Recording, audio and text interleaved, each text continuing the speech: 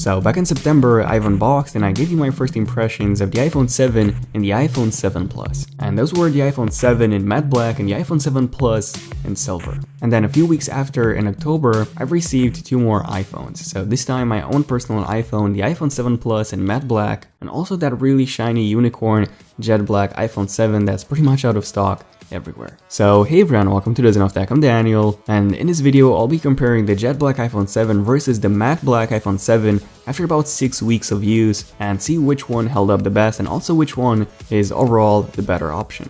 Enjoy.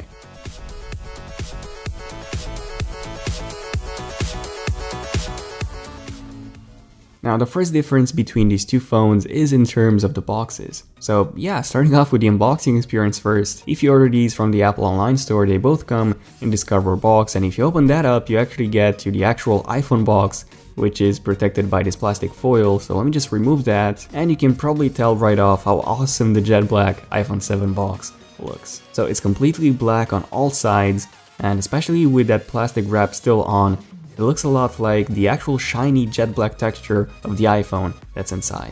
Definitely one of the most epic phone boxes I've ever seen. Let me know in the comments, what do you think of the jet black iPhone 7's box? But yeah, it has an iPhone branding on both sides. On the top and the bottom, I'm not exactly sure how well you can see this, but we have an Apple logo. And finally on the back we have the capacity. So this is the 128GB, and we also get a listing of everything that's included inside the box. And by the way, the jet black only comes in 128 and 256 gigabytes. So there's no 32GB jet black option for the iPhone 7. So if you really want a jet black iPhone 7, you have to get it in 128 or 256GB options. Now in terms of the other iPhone 7, the iPhone 7 Black or matte black, the box is simply, well, it's exactly the same white box that we get with all the other iPhone 7 models, so nothing too special. We basically get the same iPhone branding on the sides, Apple logo on the top and bottom, and the capacity, and then what's included inside the box on the back. And yeah, as you can see, the first difference between these two colors is the box itself. Which one do you guys think looks the best? Now when it comes to what's included inside the boxes, we basically get the exact same accessories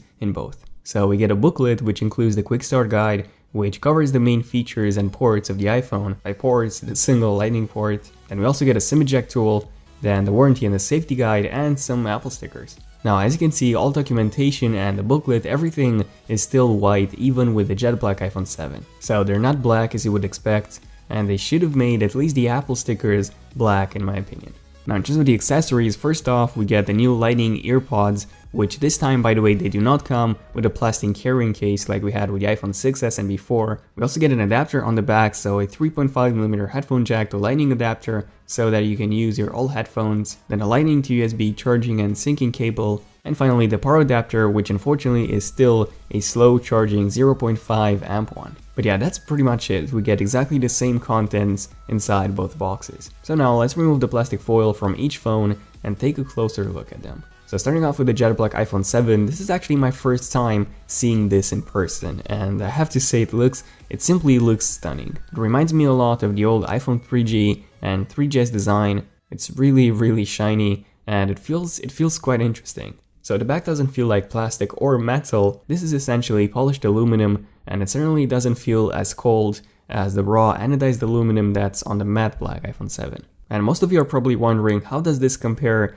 to the black stainless steel Apple Watch? And as you can see, they're pretty similar indeed. The Apple Watch is a bit shinier though, and it looks a lot more like metal, whereas the jet black iPhone 7, it looks a lot like glass, even though it doesn't feel like glass at all. And you can probably see how well this phone was made. So the edges of the phone, they have the exact same finish as the jet black on the back, and along with that perfectly black display, the entire phone feels like just one piece. One single piece of this jet black polished aluminum.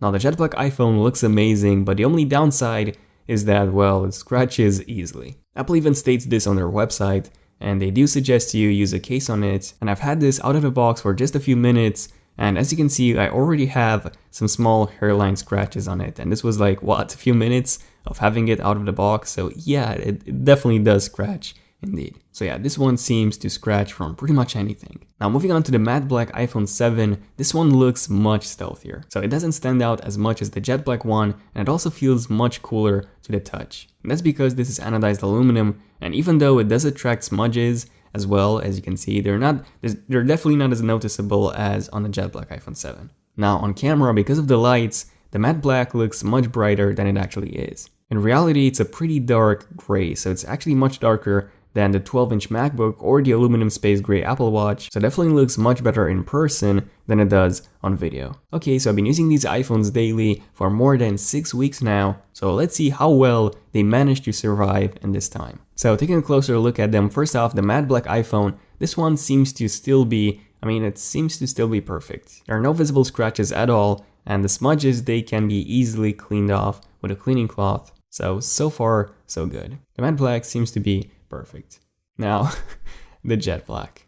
So it's all scratched up, and I've been using this literally every single day for the past 6 weeks as my daily driver, and interesting enough, I even use this with a case. So I only took the case off when I got home, and I do take really good care of my devices. I never dropped them, and this thing's still scratched like crazy. So I don't know if you can see, but there's actually a massive scratch right in the middle of the iPhone, and this is a permanent scratch. It's a really deep scratch. No idea how this got here, so it's not coming off no matter how hard I try. And then there are also quite a lot of tiny scratches on the bottom, which at the beginning were only visible in direct light, but now, no matter where you look from, you can see them there. So in the end, even though I used the case on this and I took really good care of it, it's still scratched. And yes, I do have to say, the jet black, it looks incredible. Even the box looks sick.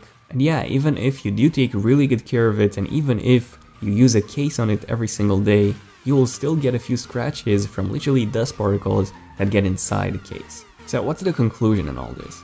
Well, you can probably tell that the matte black is overall the better option. Even though I do have to say that in terms of looks, I still prefer the jet black iPhone 7.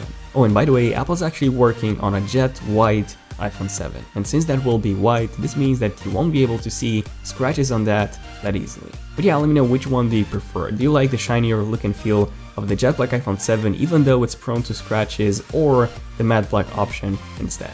Also, in case you already have an iPhone 7, which one did you get?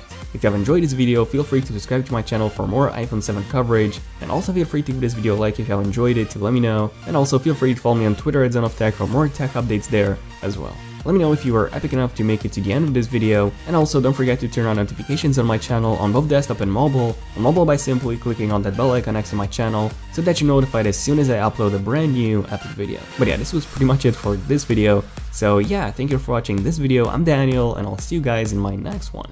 ZenofTech, signing out. Cheers.